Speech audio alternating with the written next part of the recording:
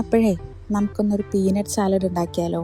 വീട്ടിലുള്ള സാധനങ്ങളൊക്കെ വെച്ചിട്ട് എളുപ്പം ഉണ്ടാക്കാം. ആദ്യം ഒരു സവോള, പിന്നെ ഒരു ക്യാരറ്റ്, പിന്നെ ഒരു കുക്കുംബർ, ഒരു തക്കാളി, പിന്നെ കുറച്ച് മല്ലിച്ചപ്പ്, പിന്നെ മെയിൻ സാധനം കുറച്ച് പീനട്ട്, പിന്നെ കുറച്ച് സീക്രട്ട് സാധനങ്ങളും കൂടി.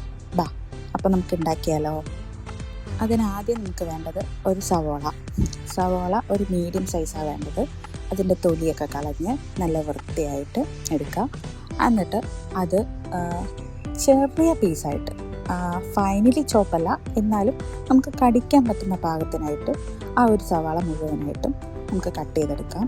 എന്നിട്ട് ഈ കട്ട് ചെയ്ത സവാള ഒരു വലിയ ബൗളിലോട്ട് മാറ്റി വെക്കാം. അതാണ് നമ്മുടെ ഫസ്റ്റ് പ്രൊസീജിയർ എന്ന് പറയുന്നത്.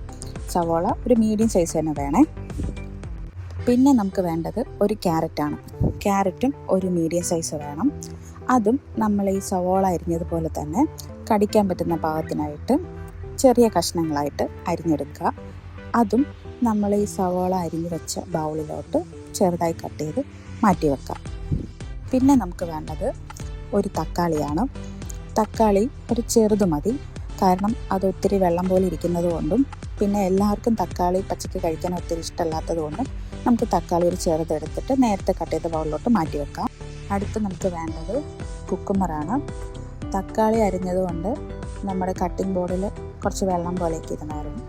അപ്പോൾ അതൊന്ന് തുടച്ചിട്ട് ഒരു ചെറിയ കുക്കുംബർ എടുക്കുക. അതിൻ്റെ രണ്ട് സൈഡും കട്ട് ചെയ്ത് കളയുക.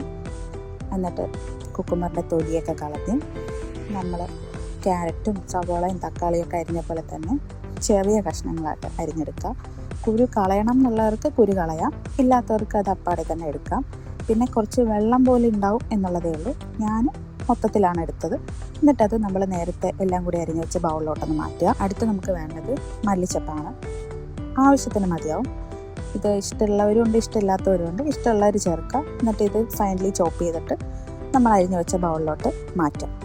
എന്നിട്ട് നമുക്ക് വേണ്ടത് പീനട്ടാണ്. അത് റോസ്റ്റ് ചെയ്ത പീനട്ടാണ്, സ്കിന്നില്ലാത്തത്. അതും കൂടി ഇതിൻ്റെ കൂടെ ചേർക്കുക. എന്നിട്ട് ഞാനിട്ടത് പിങ്ക് സോൾട്ടാണ്. നിങ്ങൾക്ക് ഏത് ഉപ്പ് വേണമെങ്കിലും ചേർക്കാം. ഞാൻ ആ പിങ്ക് സോൾട്ട് ആവശ്യത്തിന് ഒരു പിഞ്ച് ചേർത്തിട്ടുണ്ട്. പിന്നെ ചേർത്തത് ഒറിഗാനോ ആണ്. ഒറിഗാനോ വേണമെന്നില്ല, എൻ്റെ ഉള്ളത് കൊണ്ട് ടേസ്റ്റിന് വേണ്ടിയിട്ട് ഞാൻ ചേർത്തു എന്നുള്ളതേ ഉള്ളൂ. ഒറിഗാനയും ആവശ്യത്തിന് ലേശം ചേർത്തിട്ടുണ്ട്. പിന്നെ ചേർത്തത് കുരുമുളക് പൊടിയാണ്. വീട്ടിൽ തന്നെ പൊടിച്ച കുരുമുളക് പൊടി ആവശ്യത്തിന്. ഞാനൊരു 1/2 ടീസ്പൂണാണ് ഇട്ടിരിക്കുന്നത്. അതും കൂടി ചേർത്ത് നന്നായിട്ട് മിക്സ് ചെയ്യുക. മിക്സ് ചെയ്യാന്ന് വെച്ച് കഴിഞ്ഞാൽ നല്ല പോലെ എല്ലാ സൈഡും മിക്സ് ആവുന്ന പോലെ ചേർക്കുക. പിന്നെ നമുക്ക് വേണ്ടത് ഒരു അരമുറി നാരങ്ങയാണ്. അരമുറി നാരങ്ങ കുറച്ചുകൂടി ഒരു പുളിപ്പ് കിട്ടാനും ഇച്ചിരി ടേസ്റ്റിനും കൂടെ വേണ്ടിയിട്ടാണ്. ആ കുരുവൊന്നും കളയാതെ അങ്ങനെ തന്നെ ഇതിലോട്ട് സ്ക്യൂസ് ചെയ്ത് ഒഴിക്കുകയാണ്. എന്നിട്ട് ഇതെല്ലാം കൂടി നന്നായിട്ട് മിക്സ് ചെയ്യുക. മിക്സ് ചെയ്തതിന് ശേഷം ഒരു 2 മിനിറ്റ് വെയിറ്റ് ചെയ്തതിന് ശേഷം ഒരു ബൗളിലോട്ട് മാറ്റി നമുക്ക് സെർവ് ചെയ്യാം.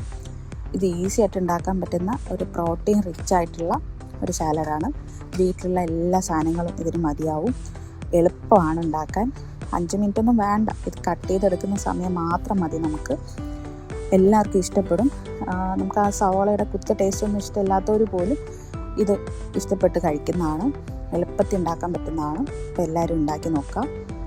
അപ്പോൾ stay happy, stay healthy. Thank you for watching.